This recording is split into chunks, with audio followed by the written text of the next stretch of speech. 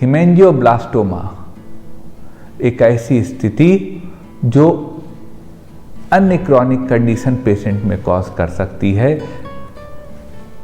Blood flow spine में या brain का CSF फ्लो रोक सकती है, जिससे गंभीर परिणाम हो सकते हैं। आज हम आपको बताएंगे हीमेंजियोब्लास्टोमा को कंट्रोल और मैनेज करने की कुछ संभावित होम्योपैथिक दवाएं। मैं जब तक हूँ या जब नहीं हूँ, पर हमेशा आपके साथ हूँ, कभी भी कहीं भी। मैंने होम्योपैथी से आज तक जो भी ज्ञान अर्जन किया है, वह समाज के अंतिम पंक्ति में खड़े अंतिम व्यक्ति तक सरल सुलभ समाधान के रूप में पहुँचे, यह मेरा दृढ़ निश्चय है। मैं इस कार्य को सफल स्वरूप देने में लगा हूँ। समाज के उत्थान के इस कार्य में मैं आपकी भी सक्रिय सहभागिता की अपेक्षा करता हूँ।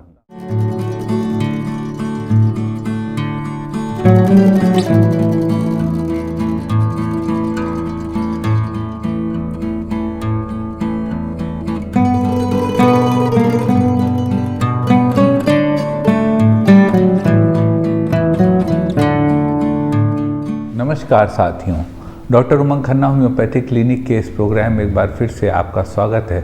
साथियों, आज हम बात करेंगे हीमेंजियोब्लास्टोमा के बारे में।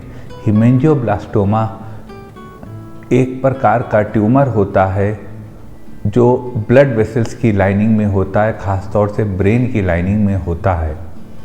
आज हम बताएंगे इसी समस्या को मैनेज करने की कुछ संभावित होम्योपैथिक दवाएं। सबसे पहले साथियों जान लेते हैं आखिर हीमेंजियोब्लास्टोमा होता क्या है। हीमेंजियोब्लास्टोमा साथियों, जब हमारे टिश्यू की लाइनिंग्स में ग्रोथ हो जाती है जो कि नॉन कैंसरस होती, कैंसरस नहीं होती, नॉन कैंसरस होती है, वह जो ग्रोथ हो जाती है वह स्थिति में जो सिस्ट फॉर्म होती है उसको ही हीमेंजियोब्लास्टोमा कहते हैं।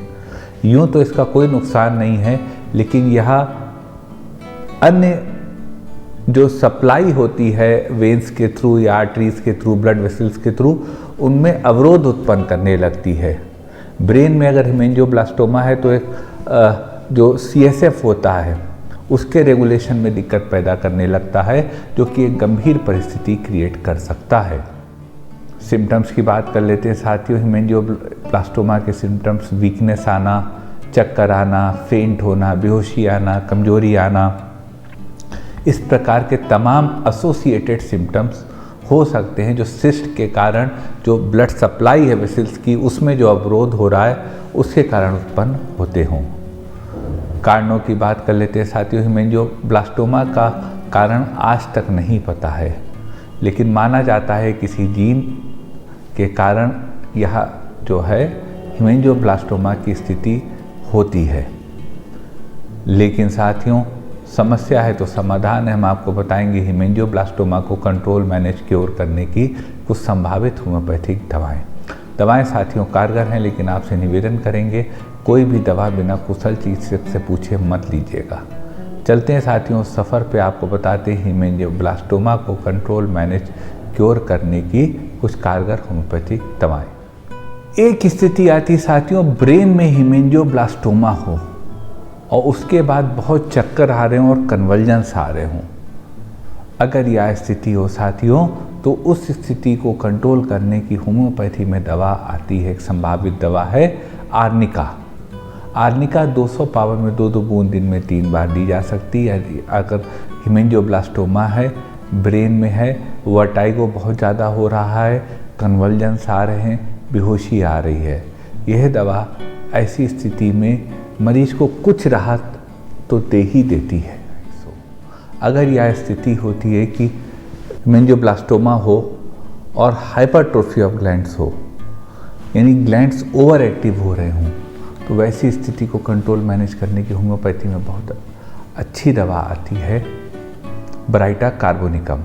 ब्राइटा कार्ब 30 पावर में 2-2 बूंद दिन में 3 बार दी जा सकती है। यदि हाइपरट्रोफी ऑफ ग्लैंड्स हैं, ग्लैंड स्वेल कर रहे हैं, हीमेंजियोब्लास्टोमा हो गया है, टॉन्सिलाइटिस की कंडीशन है, हेयर फॉल हो रहा है या प्रोस्टेट बढ़ा है, यानी बॉडी या अन्य ग्लैंड्स भी बढ़ने लगे हैं, वैसी स्थिति में ब्राइटा कार्ब हीमेंजियोब्लास्टोमा को कंट्रोल, मैनेज, क्योर करने की एक कारगर दवा है।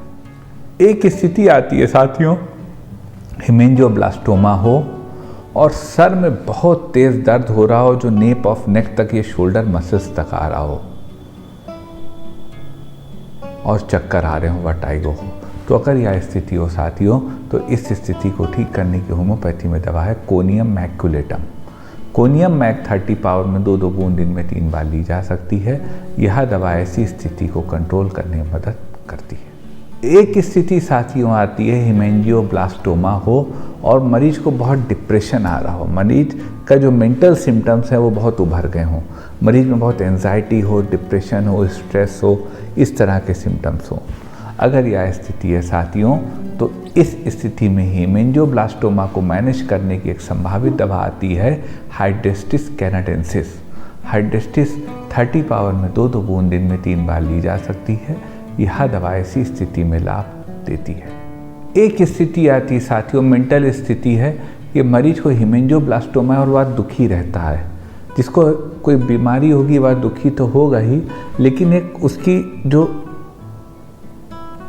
कैफियत है, उसका जो इनर सेंस है, वह ही सैडनेस वाला है।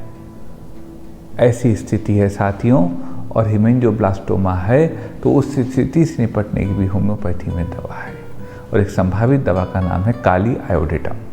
काली आयोड 30 पावर में 2-2 बूंद दिन में 3 बार ली जा सकती है। यह दवा यदि मरीज बहुत सैड रहता है उस स्थिति में लाभ देगी। एक स्थिति साथियों आती है हेमेंजियोब्लास्टोमा के केस में, किसी मरीज को हेमेंजियोब्लास्टोमा हो और उनको नर्व्स वीक हो रही हो। यदि ऐसी स्थिति हो तो उस स्थिति को ठीक करने की होम्योपैथी में अच्छी दवा है plumbum metallicum. Plumbum met 30 power में 2-2 बूंद दिन में 3 बार दी जा सकती है। यदि मरीज को हेमेंजियोब्लास्टोमा हो, उनको कॉन्स्टिपेशन रहता हो, उनको सैडनेस रहती हो, उनको वर्टाइगो आता हो और वह परेशान रहते हो, यह दवा संभावित रूप से उनको लाभ दे सकती है। एक स्थिति साथियों आती है, किसी पेशेंट को हेमेंजियोब्लास्टोमा हो और उनको बहुत कफ आ रहा हो, इतना कफ आ रहा हो कि खांसते खांसते वह बिल्कुल अनकॉन्शियस हो जाते हो। ऐसी स्थिति हो साथियों, तो उस स्थिति को ठीक करने की, हेमेंजियोब्लास्टोमा को कंट्रोल करने की होम्योपैथी में एक संभावित दवा है सीपिया। सीपिया 30 पावर में 2-2 बूंद दिन में 3 बार दी जा सकती है। अगर मरीज का नेचर सैड का हो, मरीज बहुत दुबला पतला नाटा ठिगना सा उस तरह की फिजिकल कॉन्स्टिट्यूशन का हो और उनको बहुत ज़्यादा कफ आता हो जो उनको फेंट तक कर देता हो, यह दवा वैसी स्थिति में हेमेंजियोब्लास्टोमा को कंट्रोल करने में, मैनेज करने में आराम देगी। एक स्थिति आती है, किसी को हेमेंजियोब्लास्टोमा हो ब्रेन में और जैसे ही वो सर हिलाते हो तो उस तरफ उनको चक्कर आ जाते हो। तो यदि यह सिम्टम हो तो इस स्थिति के सिम्टम से निपटने की होम्योपैथी में दवा है Calcarea carbonicum. Calcarea carb 30 power में 2-2 बूंद दिन में 3 बार दी जा सकती है। यदि मरीज फेयर, फैट एंड फ्लैबी हो, मरीज को मीठी चीज़ें खाना पसंद हो, मरीज को विशेष रूप से सर से बहुत पसीना आता हो जो पिलो को वेट कर देता हो, मरीज को ठंड ज़्यादा लगती हो, उस स्थिति में कैलकेरिया कार्ब हेमेंजियोब्लास्टोमा को डिसॉल्व करने की एक संभावित और बेहतर दवा सिद्ध हो सकती है। एक स्थिति आती है कि ट्यूमर बहुत कड़ा हो गया हो, हेमेंजियोब्लास्टोमा हो, बहुत हार्ड हो गया हो और मरीज को क्रैकिंग, दिमाग में क्रैकिंग की साउंड महसूस होती हो। यदि वैसी स्थिति हो तो उस स्थिति को दूर करने की होम्योपैथी में दवा है Calcarea fluorica. Calcarea floor 6 power में 4 टैबलेट सुबह, 4 टैबलेट शाम ली जा सकती हैं। यह दवाई से मरीज को लाभ देती है। एक स्थिति आती है कि जिसमें मरीज को लगता है हेमेंजियोब्लास्टोमा के केस में कि सर को बिल्कुल दबा दिया गया है, बिल्कुल रौंद दिया गया, इस तरह की फीलिंग होती है। तो अगर इस तरह की स्थिति हो तो उस स्थिति में हेमेंजियोब्लास्टोमा को ठीक करने की होम्योपैथी में दवा है calcarea phosphoricum. Calcarea phos 6 power में 4 टैबलेट सुबह, 4 टैबलेट शाम ली जा सकती हैं। यह दवाएं से मरीज को लाभ देगी। एक स्थिति आती कि पेशेंट को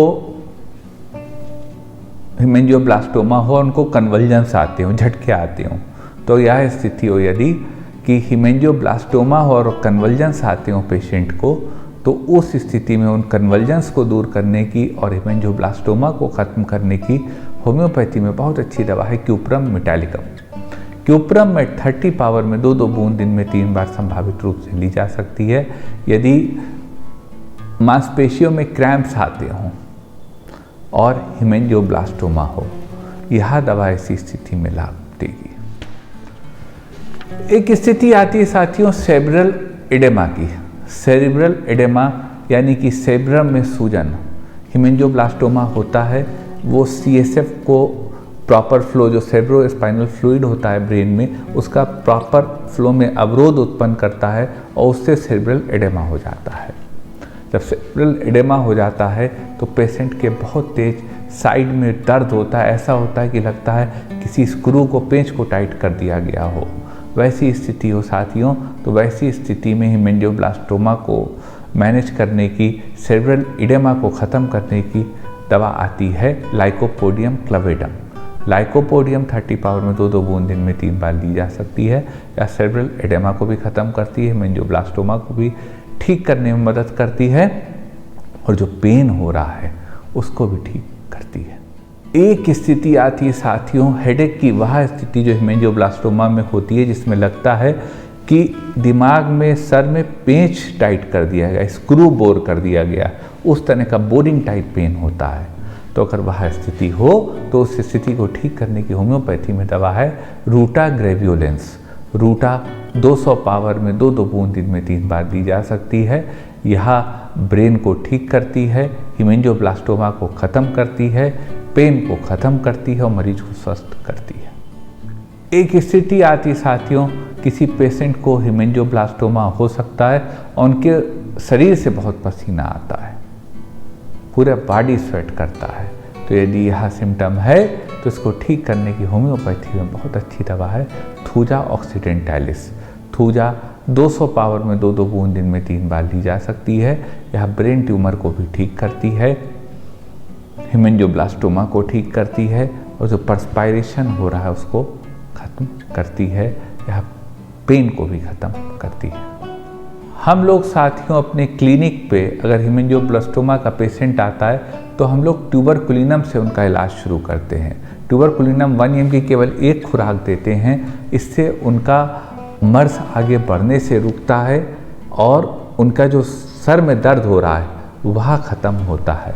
तो ट्यूबरकुलम की सिंगल डोज से हम लोग 48 घंटे बाद बाकी दवा देना शुरू करते हैं, हीमेंजियोब्लास्टोमा का इलाज शुरू करते हैं। ये साथियों को दवाएं थी हीमेंजियोब्लास्टोमा की।